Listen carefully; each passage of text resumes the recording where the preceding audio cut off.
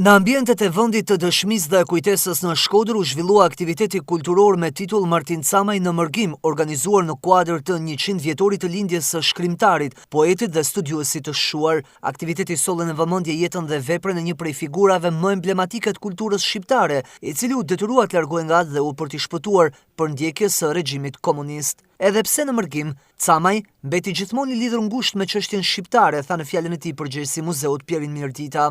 Në la shumë materiale, në la shumë botime, nëpërmjet cilave ne kuptojmë gjithçka të kishte të bënte pra me botën e tij, me krijimtarinë e tij dhe çfarë ai trajtoi për Shqipërinë. Nëpërmjet këtyre veprave që ne kemi shfaqur në ekspozitë, do të kemi mundësi të vlerësojmë patjetër dhe marrëdhënien e ngushtë që ai kishte me disa nga figurat më të shuara të Shqipërisë asaj periudhe, kryesisht bëj fjalë për patjetër për ato që jetonin pra në Mërgim, sepse Martin Camaj nuk ishte i vetmi që jetonte në Mërgim, dhe të shohim për shembull marrëdhënien personale që ai kishte me Ernest Koliçin.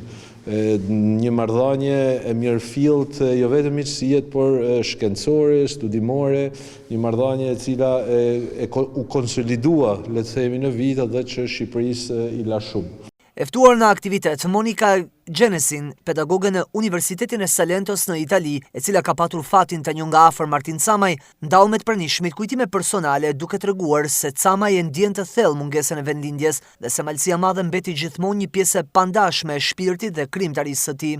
Profesori kishte shumë eksperiencë edhe në Itali, sepse kishte studuar në Universitetin e Romës edhe mund të flasë shumë mirë italisht, kishte edhe bërë kërkime shkencore në komunitetet arbresh të Italisë, fliste shqip, patjetër shqip gëgnisht,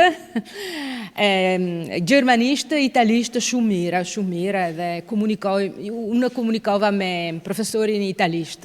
Për malësinë e madhe për Shkodrën edhe sepse për ai Shqipëria e veriut kishte një signifikato diçka shumë speciale.